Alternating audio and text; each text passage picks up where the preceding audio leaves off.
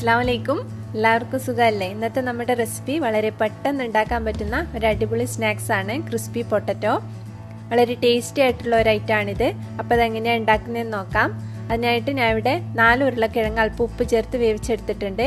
ഇത് ഒരു സവാള ചെറുതായി അരിഞ്ഞത്, 1/2 കപ്പ് ബ്രെഡ് ക്രംസ്, ഇത് 2 പച്ചമുളക് അരിഞ്ഞത് ഓരോരുത്തരുടെ എരിവിനനുസരിച്ച് ചേർത്ത് കൊടുക്കാം. കുറച്ച് മല്ലിയില, 3 ടേബിൾ സ്പൂൺ അരിപ്പൊടി,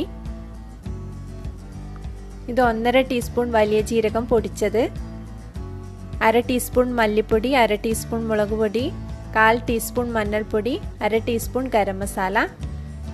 ഇനി നമുക്ക് ആദ്യം ഇതെല്ലാം കൂടി ഒന്ന് മിക്സ് ചെയ്തെടുക്കാം.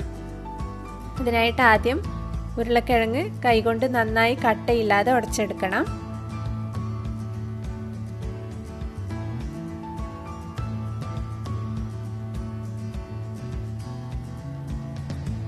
നന്നായി ഉടച്ചെടുത്തിട്ടുണ്ട്. ഇനി ഇതിലേക്ക് സവാളയും പച്ചമുളകും മല്ലിയിലയും പൊടികളും ആവശ്യത്തിന് ഉപ്പും ചേർത്ത് നന്നായി ഒന്ന് മിക്സ് ചെയ്തെടുക്കാം. വലിയ ജീരകത്തിന് പൊടി ചേർത്ത് കൊടുക്കുന്നതുകൊണ്ട് ഇത് ഫ്രൈ ചെയ്തെടുക്കുമ്പോൾ നല്ലൊരു ഫ്ലേവറാണ് കിട്ടുന്നത്. ഇനി ഇതെല്ലാം കൂടി ഒന്ന് നന്നായി ഒന്ന് മിക്സ് ചെയ്തെടുക്കാം.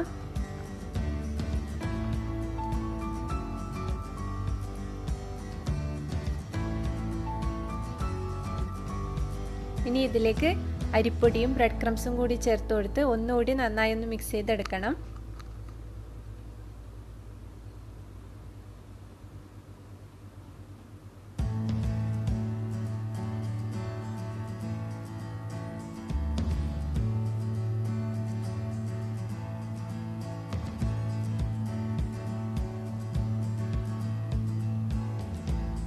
വളരെ എളുപ്പത്തിൽ ഉണ്ടാക്കാൻ പറ്റിയ ഒരു സ്നാക്സ് ആണിത്. ഇനി ഇത് ഓരോ ഉരുളകളാക്കി എടുക്കാം.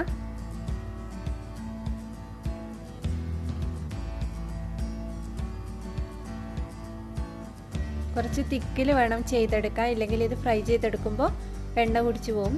ഇതുപോലെ ഇഷ്ടമുള്ള ഷേപ്പിൽ നമുക്ക് ചെയ്തെടുക്കാം.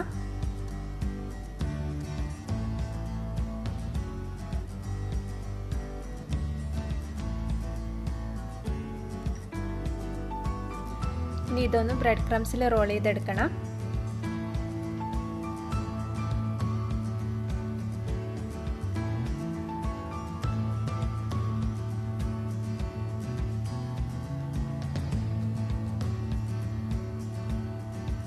എല്ലാതും റെഡിയാക്കി എടുത്തിട്ടുണ്ട്. ഇനി ഇത് നല്ലോണം ചൂടായ എണ്ണയിലിട്ടിട്ട് ഒന്ന് ഫ്രൈ ചെയ്തെടുക്കാം.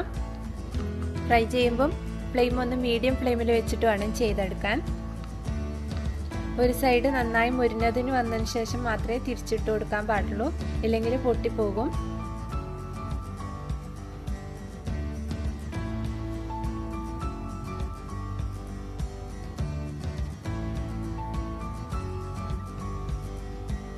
രണ്ട് സൈഡ് നല്ലപോലെ ക്രിസ്പി ആയിട്ടുണ്ട്. ഇനി ഇത് എണ്ണയിൽ നിന്ന് മാറ്റിയെടുക്കാം. നല്ല ടേസ്റ്റി ഈസി ആയിട്ടുള്ള ക്രിസ്പി പൊട്ടറ്റോ സ്നാക്ക് റെഡി ആയിട്ടുണ്ട്. എല്ലാവർക്കും ഇഷ്ടമായെന്ന് വിശ്വസിക്കുന്നു. എല്ലാവരും ട്രൈ ചെയ്ത് നോക്കാം.